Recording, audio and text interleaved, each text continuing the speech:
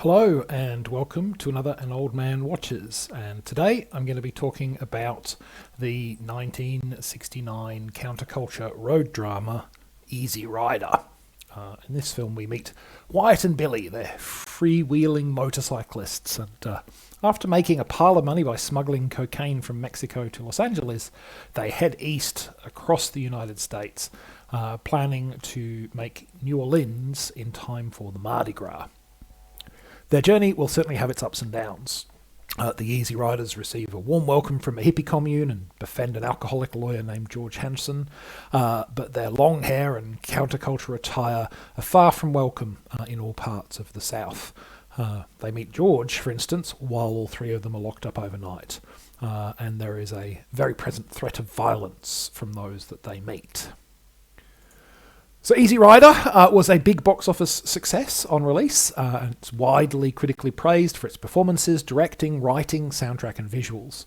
In 1998 it was added to the United States National Film Registry, having been deemed culturally, historically or aesthetically significant. And look, I can see why the film was received this way, but I don't like it. I don't like it at all. But there's definitely some stuff to talk about though. So let's dive in. So first of all, Easy Rider, which was filmed in 1968, it does address some important themes, and does very much reflect the zeitgeist of its time. 1968 was a time of considerable social upheaval. The civil rights movement had just secured the Voting Rights Act of 1965. The free love movement was burgeoning, and there was an ever-rising resistance to the Vietnam War and to the description that supported it. 1968 would see several riots, in fact. All of these developments, of course, were met with resistance from the authorities, including at various times the use of violent suppression.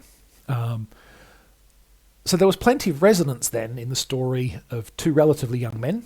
Peter Fonda was still in his 20s and Dennis Hopper was only a little bit older, whose primary goals are just to live their lives to themselves, love who they want, and be left in peace to do it, but who find that their iconoclastic, anti-establishment ways make them the targets of hatred and violence. And, that resonance is far from gone today, as we see legislative and judicial assaults on the rights of transgender people and of women.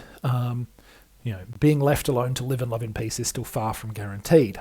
And so, look, I'm on board with Easy Rider shining a light on the violence of reactionary social and political forces, but I do feel like it's a significant weakness that the film merely documents this violence, presenting it as being inevitable, as well as destructive.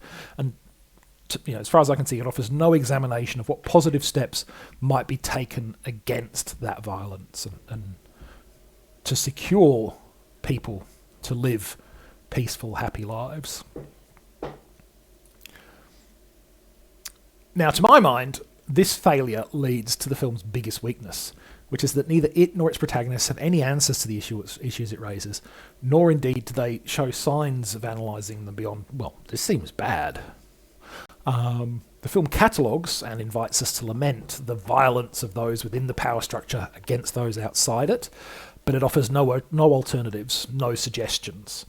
Its characters never even seem to consider the matter beyond their immediate circumstances. As protagonists, Wyatt and Billy are inert and purposeless. The only plans they seem to have are to try and stay one step ahead of trouble and have a good time while doing so. This was the tune-in and drop-out generation, but I don't buy do an occasional job as a drug mule as a viable strategy for life or for long-term happiness.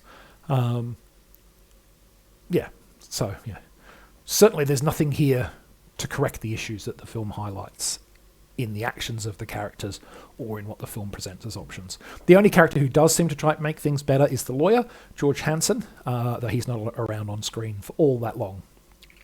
Amusingly enough, though, this role as the film's one try-to-make-things-a-bit-better character did resuscitate the then moribund acting career of the man who played him, one Jack Nicholson, who had almost given up on the acting gig when this role came along. So it's nice to see that, in playing the one character who's trying to make things better, he made things better for himself, at least. So, the film had some interesting production circumstances. It was a pretty low budget affair. Licensing for the soundtrack music cost more than double the official cost of filming. Although the star, Peter Fonda, who also co-wrote and co-produced, apparently chipped in some personal funds to cover the crew's travel and accommodation expenses. The small budget and independent structure led to some issues with production, such as the fact that they realised, after holding their wrap party, that they hadn't actually filmed all their scenes, and they had to go back and film some missing sequences.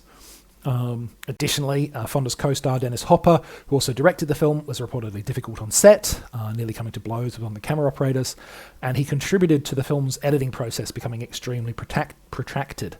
Among other options deemed unsuitable for release, he submitted one cut of the film that ran for almost 4 hours. Now, given that the final film as released was 96 minutes long, shows you just how much footage they shot that didn't get used. The producers apparently paid for Hopper to go on holiday to New Mexico so they could get a usable cut of the film without his interference. And you might be thinking to yourself, how does that tie into whether the film is good or bad? And it's because I wonder, did the laissez-faire, very freewheeling approach to shooting the film, up to and including actually doing the drugs the characters are depicted doing, and the fact that there were strong competing views about what the film should be, contribute to its apparent lack of engagement with the issues it raises? Were the people involved in making the film coming from different viewpoints about the message that they were trying to convey or the answers to the questions that they were trying to raise? And did they ultimately choose just not to answer them because they couldn't agree? I don't know. Could be completely off base there, but maybe that was a contributing factor. In any case, while I know that I'm in the minority on this, I ultimately found Easy Rider an empty and purposeless film with empty and purposeless characters. So, next time, the 1978 British thriller Absolution from the same writer who penned The Wicker Man. But that's next time. Until then, thanks for watching this video, and I hope you enjoyed it.